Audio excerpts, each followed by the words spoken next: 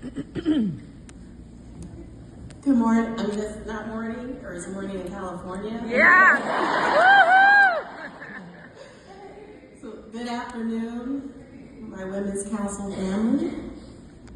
When Madam President Cheryl asked me to deliver the inspirational moment, she said something that caught me off guard.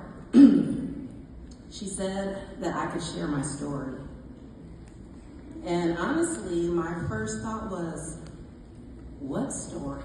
I've never climbed Mount Everest. I've never written a best-selling book. I've never considered myself extraordinary. I'm a wife, I'm a mom, I'm a realtor. I'm a leader who's still learning every day. But as I reflected on Cheryl's request, I realized something. Sometimes we're so busy surviving our lives that we don't recognize the story we're living. We don't see the strength it took to get here. We don't see the chapters that shaped us because we were too busy putting one foot in front of the other. Amen. And when I look back, I realized maybe my story isn't really about me at all. Maybe it's about what can happen when you refuse to give up. Yeah. Because there was a time in my life when I couldn't imagine standing on any stage. There was a time when I was living in a domestic violence situation and felt trapped. A time when my confidence had been stripped and chipped away so slowly that I barely recognized the person I had become. And if you've ever faced a difficult season, you know the hardest battles are often the ones nobody can see. Yep. Eventually, I made a decision, not because I wasn't afraid, but because I was more afraid of staying where I was then stepping into the unknown. And that decision changed everything, not overnight, not all at once, but one courageous step at a time. Then came another chapter. My husband Marcus and I wanted a family. Like so many others, we began an IVF journey.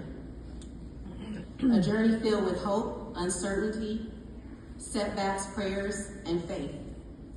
And then our miracle arrived. But his story wasn't simple either. Matthew was born weighing just 1 pound, 11 ounces. 1 pound, 11 ounces can fit in the palm of your hand. There were moments when the future felt uncertain, moments filled with fear, moments when we didn't know what tomorrow would bring. There was days when progress was measured in ounces instead of pounds. Days when hope and faith carried us from one moment to the next, but we kept believing, we kept showing up, we kept taking one step forward. And today, Matthew is 12 years old.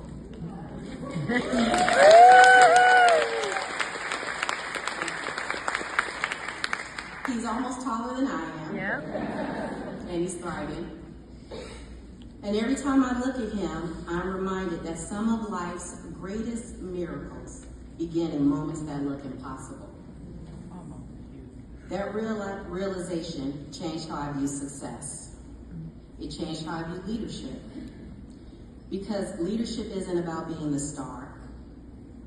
It's about being the light. A light that helps someone else see what's possible. A light that shines hope into someone's darkest season. A light that says, keep going. Your breakthrough may be closer than you think. A light that says, I believe in you, even when you don't believe in yourself.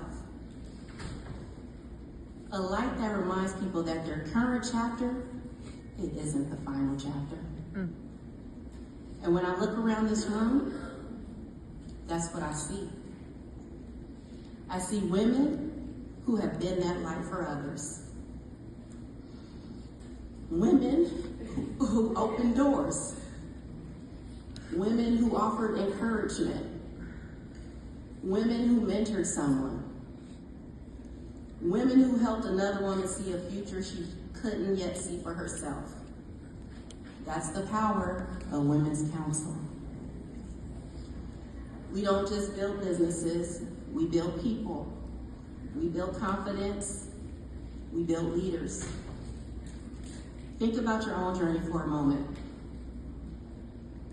Someone opened a door for you. Someone encouraged you. Someone took a chance on you.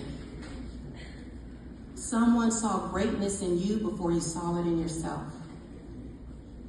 You are here today because someone chose you to be a light. Someone chose to be a light in your life.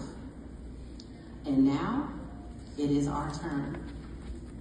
Because somewhere in this network right now is a woman wondering if she belongs.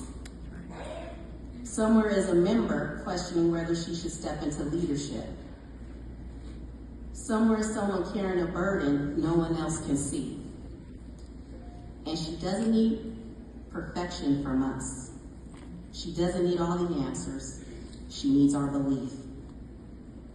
One conversation can change a life. That's right. One opportunity can change a career. One leader can change a future. And every single person in this room has that power. So if you're facing a difficult chapter right now, if you're carrying something heavy, if you're wondering whether you're strong enough to take the next step, let me remind you of something. You do not have to know the story. You do not have to know how the story ends to take the next step.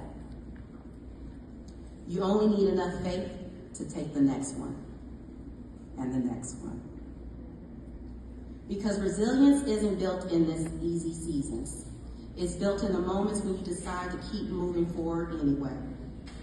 If a woman who once felt trapped, a woman who survived domestic violence, a woman who walked through infertility, a woman whose son entered this world weighing 1 pound, 11 ounces, can stand on this stage today, then I know there is no limit to what is possible for the women in this room.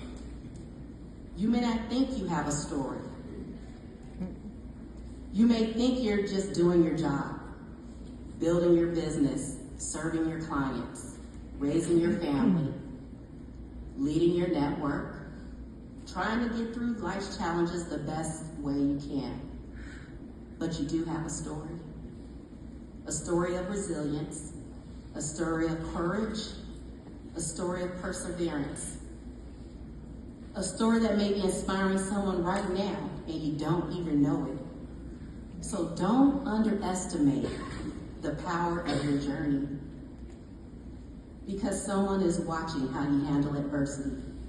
Someone is learning from your example. Someone is finding hope because you kept going.